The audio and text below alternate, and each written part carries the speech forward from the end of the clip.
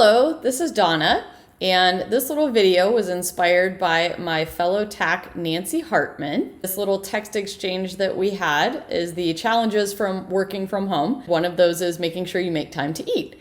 That it would be doing well for her to be able to make a peanut butter and banana sandwich, which got me very excited because I love peanut butter and banana sandwiches. Then we get to the topic of this video, which is a little scientific method experiment here, where Nancy then theorized that you could make a peanut butter and banana sandwich even better by adding, ready for this?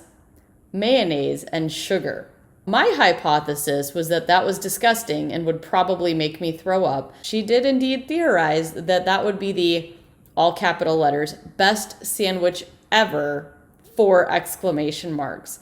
We are going to come together with the supplies to test her theory that peanut butter and banana sandwiches added with mayonnaise and sugar would create the best sandwich ever. Now we have gathered our supplies and also have the additional purpose of trying my very first video ever of how to something or another to go with the digital age we are currently living in. Our supplies are some toast, mayonnaise, peanut butter, already sliced bananas, and sugar. Nancy said to put peanut butter on one of the pieces of bread. Then we're going to take our already sliced bananas and put those on the bread. Nancy said maybe I should start with half a sandwich, one piece of bread folded in half, but I said go big or go home, so we're going all in on this.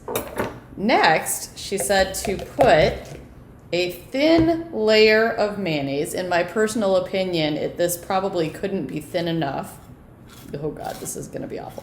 Okay, he said to put a little bit of sugar on top of the mayonnaise. Sprinkle some sugar on top of the mayonnaise.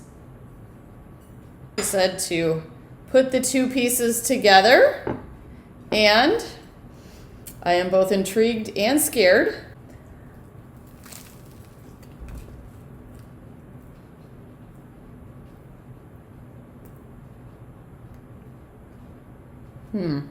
I'm not sure how I feel about that. It could be worse.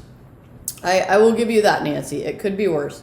Perhaps I didn't put enough mayonnaise on, because I'll admit I can't taste it super well. We're gonna go with a little more mayonnaise, maybe a little more sugar. Just making sure we're getting the right effect. Okay. Reassemble the sandwich. We're gonna do our second trial. All right.